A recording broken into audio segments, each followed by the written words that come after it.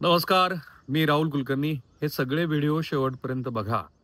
कारण जे विश्लेषण आपण करत आहोत त्याच्यामागे महाराष्ट्रात, देशभरामध्ये सामाजिक पातळीवरती काय-काय घडतंय, राजकीय पातळीवरती काय-काय घडतंय, हे दिसतंय. श्री राहुल गांधी यांनी निवडणूक आयोगाच्या संदर्भानं मुंबईसह देशभरामध्ये जे एक रिपल्स क्रिएट केलेत, त्याचे परिणाम हे 3 पातळीवरती मला दिसतायत. एक त्यांच्या पक्षीय पातळीवरती, 2 सर्वसामान्य लोकांच्या मनामध्ये जे असंख्य प्रश्न ह्या निमित्ताने तयार झालेत त्या पातळीवरती आणि 3 खुद्द इलेक्शन कमिशनच्या पातळीवरती. मी गेली 2 दिवस काँग्रेस पक्षाचं पुण्यामध्ये राज्यस्तरीयवरचं जे कार्यशाळा कम अधिवेशन होतं, त्या अधिवेशनाला कव्हर केलं आणि माझ्या असं लक्षात आलं, की श्री राहुल गांधी यांनी इलेक्शन कमिशन संदर्भामध्ये जे प्रश्न विचारलेत, त्यावरून त्यांच्या पक्षातले कार्यकर्ते आणि नेते पूर्णपणे कन्व्हिन्स आहेत. उदाहरण म्हणून 2 नेत्याचं आपण घेऊ. एक यशोमती ठाकूर, तशाही त्या फायर ब्रँड नेत्या आहेत आणि सातत्यानं सभागृहामध्ये त्यांनी आक्रमक भूमिका मांडलेली आहे आणि त्या भूमिकेमध्ये शाहू फुले आंबेडकरांचा वैदर्भीय जो आविष्कार आहे आणि त्याबरोबरच राष्ट्रीय स्वयंसेवक संघाचं जे काही काम त्यांना दिसतं, की जे समाजाच्या विरोधात आहे, असं त्या सतत मांडत होत्या आणि त्यांचा पराभव झाला. आत्ता त्यांची मला काल मी जेव्हा त्यांची मुलाखत केली त्यावेळेला एक अशी मांडणी दिसली, की त्यांनी स्वतःबरोबर इतर 2 मतदारसंघाची आकडेवारी सादर केलेली आहे आणि काही प्रश्नांची उत्तरं त्यांना देता आली नाहीत, जी मला असं वाटतं, की कायद्याच्या दृष्टीनं राहुल गांधी यांनी जे मुद्दे उपस्थित केलेत, त्याच्यात जो आणखीनही असा भाग आहे, की जो भाग अभ्यासक म्हणून अजिबात कन्व्हिन्स होत नाही. तर त्याच्यामध्ये त्यांचं असं मत आहे, की त्यांच्या विधानसभा मतदारसंघामध्ये लोकसभा आणि विधानसभा निवडणुकीमध्ये कमालच झाली आहे आणि त्यांच्या एकमेव विधानसभा मतदारसंघामध्ये कारण त्यांनी शेजारच्या 2 विधानसभा मतदारसंघाची आकडेवारी ज्याच्यामध्ये एक बच्चू कडू यांचा पण विधानसभा मतदारसंघ आहे.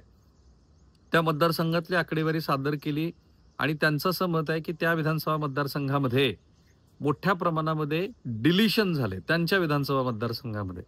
पण इतर 2 विधानसभा बडनेरा आणि अचलपूर ह्या 2 विधानसभा मतदारसंघामध्ये मात्र ॲडिशन झालेलं आहे. आणि म्हणून ही एक प्रकारची मतचोरी आहे आणि त्यांचं असं मत आहे, की जवळपास 31,000 मतं विधानसभा निवडणुकीमध्ये आश्चर्यकारकपणे त्यांची कमी झाली आणि त्यांनीच त्यांचा पराभव घडवून आणला. त्याबरोबर काँग्रेस पक्षाचे जुने जाणते नेते आणि खरं तर आता सत्ता आली असती तर मुख्यमंत्री पदाच्या स्पर्धेत जे राहिले असते ते बाळासाहेब थोरात यांनी सुद्धा स्वतःच्या संगमनेर आणि शेजारच्या शिर्डी विधानसभा मतदारसंघाच्या अनुषंगाने बरेच जुनेच पण नव्याने कन्व्हिन्सिंग झाल्यासारखं मुद्दे मांडले. जर मध्यम फळीतले आणि वरिष्ठ फळीतले काँग्रेसचे नेते राहुल गांधी जे म्हणतायत त्याला कन्व्हिन्स झाले असतील, तर राहुल गांधी यांच्या संदर्भामध्ये नेतृत्व म्हणून जो काँग्रेसवासियांना विश्वास असायला हवा त्याच्यामध्ये निश्चितपणे भर पडली. आता 2 मोठ्या प्रमाणामध्ये आंदोलनं करायची ठरवलेत त्यांनी. एक आंदोलन ते आहे 14 ऑगस्टला जे राहुल गांधी यांच्या समर्थनार्थ ते मशाल मोर्चा काढणार आहेत काँग्रेसचे कार्यकर्ते आणि दुसरं आंदोलन आहे ते म्हणजे घरोघरी जाऊन राहुल गांधी यांनी मतचोरी संदर्भामध्ये जो विचार मांडलाय, तो विचार ते लोकांना पटवून देणार आहेत. म्हणजे काय?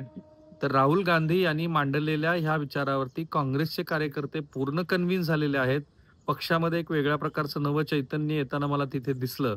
एवढे लोक सोडून गेल्यानंतर सुद्धा काँग्रेसच्या कार्यकर्त्यांना आता हळू विश्वास वाटतोय, की राहुल गांधी यांनी मांडलेल्या मुद्द्यावरती लोक कन्व्हिन्स होतील आणि लोकांकडे जाऊन आपण ते मुद्दे जर पटवून देऊ शकत राहिलो सतत, तर त्याचा पक्षाला राजकीय फायदा होईल. आणि म्हणून एक प्रकारे चार्ज झालेले कार्यकर्ते मला ह्या 2 दिवसाच्या ह्या शिबिरामध्ये दिसले. त्यांना टास्कही देण्यात आलेला आहे. अनेक जणांची प्रोफाईल भरून घेतलेली आहे. नवं टॅलेंट हंट काँग्रेस पक्षाच्या वतीनं सुरू करण्यात आलेलं आहे. तुम्ही कोणत्या राजकीय पक्षाशी, कोणत्या व्यवसायाशी निगडीत आहात, यापेक्षा तुम्हाला काय करायचं आहे, या संदर्भातले काही ॲप्लिकेशन्स ह्या मंडळींनी मागवले तसं कळतंय आणि पक्षीय पातळीवरती तर सध्या तुम्ही कुठे आहात, कसे आहात, काय विषयावर तुम्हाला बोलायला आवडेल, कोणत्या विषयाचा तुमचा अभ्यास आहे वगैरे, अशा स्वरूपाची सुद्धा त्यांनी आता फॉर्म भरून घेऊन पक्ष पुनर्बांधणीचा प्रयत्न सुरू केलेला आहे. त्यामुळं ह्या पातळीवरती, की पक्षातल्या कार्यकर्त्यांना, नेत्यांना रिचार्ज करण्याच्या पातळीवरती राहुल गांधी निश्चितपणे यशस्वी झाले. दुसरा मुद्दा आहे, की अजूनही असे लोक, की जे कुंपणावरती बसलेले आहेत आणि ज्यांना हा विश्वास वाटतोय, की नरेंद्र मोदी यांच्या कामामुळं भारतीय जनता पार्टी विजयी झाली. तरीसुद्धा काही जणांना असं वाटतं, की नरेंद्र मोदी आणि इतर लोकांनी मिळून ईव्हीएममध्ये आणि इलेक्शनच्या एकूणच प्रक्रियेमध्ये घोळ घातला, परंतु ते पूर्णपणे काँग्रेसच्या विचाराचे नाहीयेत. अशा लोकांमध्ये सुद्धा राहुल गांधी यांच्या ह्या मतामुळं काही प्रमाणामध्ये का असेना संभ्रम आणि त्या योगे राहुल गांधी यांनी मांडलेल्या मताबद्दलची विश्वासार्हता वाढीला लागल्यासारखं दिसतंय. स्पष्टपणे ते दिसतंय. म्हणजे काल मी ज्या Uberच्या 2-3 वाहनातनं प्रवास करत होतो, तेव्हा नेहमीप्रमाणे मी त्या प्रवाशांशी आणि त्या चालकांशी बोललो, तेव्हा त्यांना असं वाटतंय की समथिंग इज देअर. काही ना काहीतरी फिशी आहे आणि ते फिशी आहे ही मान्यता त्यांना पटल्यामुळं जे असे लोक जे कुंपणावरती बसलेले आहेत आणि जे भारतीय जनता पार्टी आणि केंद्रीय तपास यंत्रणांच्या माध्यमातून सत्ता राबवण्याचा प्रयत्न करणारी मंडळी यांच्याबद्दल ज्यांना स्वतःचं काहीतरी मत फॉर्म होताना दिसतंय, ते राहुल गांधी यांच्या मताच्या बाजूनं झुकताना मला दिसतायत.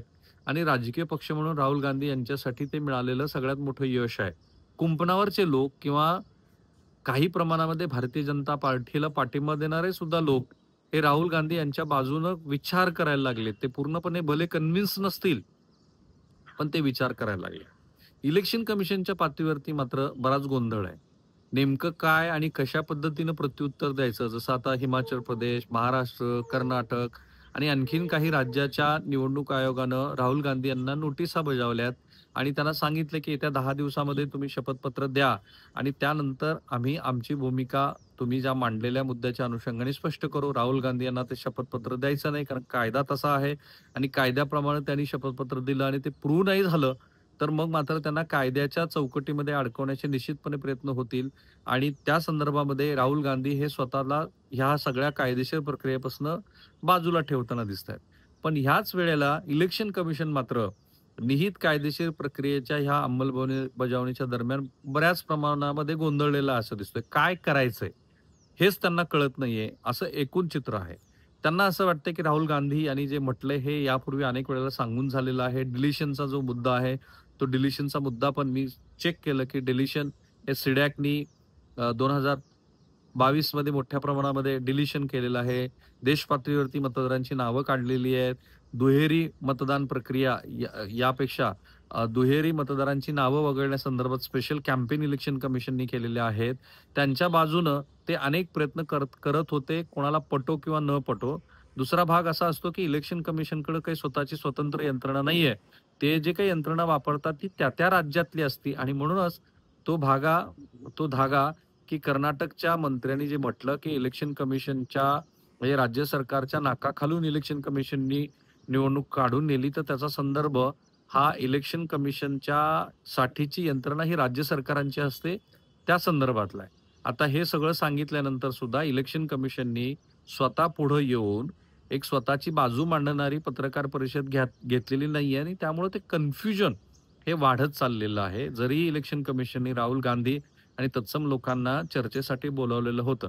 त्यामुळे ह्या 3 पातळीवरती राहुल गांधी यांचं त्या अर्थाने यश आहे, की लोकांच्या मनामध्ये संभ्रम, इलेक्शन कमिशनच्या संदर्भामध्ये अविश्वासार्हतेचं वातावरण, स्वतः इलेक्शन कमिशन सुद्धा बऱ्यापैकी कन्फ्यूज आहे असं दिसतंय आणि सगळ्यात महत्त्वाचं म्हणजे त्यांचे पक्षाचे कार्यकर्ते आणि नेते राहुल गांधी यांच्या ह्या भूमिकेमुळं अधिक चार्ज झालेले आहेत. एवढे, की मला तर भारत जोडो यात्रेपेक्षाही राहुल गांधींचा अ, आत्ताचं जे रूप आहे, ते अधिक कार्यकर्ते आणि नेत्यांना भावतंय असं दिसतंय. अर्थात माझं त्याबद्दलचं असं मत आहे, की केंद्रीय यंत्रणांच्या संदर्भामध्ये संशयाचं वातावरण निर्माण करण्यामध्ये भलेही ते यशस्वी झाले असतील, त्याचा त्यांना बिहारच्या निवडणुकीमध्ये भलेही उपयोग होईल, परंतु सर्वसामान्य लोकांच्या दृष्टीनं शेतकऱ्यांचे प्रश्न, बेरोजगारांचे प्रश्न, शैक्षणिक प्रश्न, सहकार चळवळीशी संदर्भात असलेले प्रश्न, असे अनेक प्रश्न आ वासून उभा आहेत. त्याकडं जोपर्यंत हा राजकीय पक्ष लक्ष देणार नाही, तोपर्यंत महाराष्ट्रासारख्या मोठ्या राज्यामध्ये यश मिळण्याची शक्यता तुलनेनं फारच कमी आहे. थांबूया आपण इथे. या प्रत्येक गोष्टीचा आपण आढावा घेतोय, कारण ह्या गोष्टी ह्या आगामी सगळ्या राजकारणावरती दीर्घकाळ परिणाम करणार आहेत. थांबूया आपण इथे.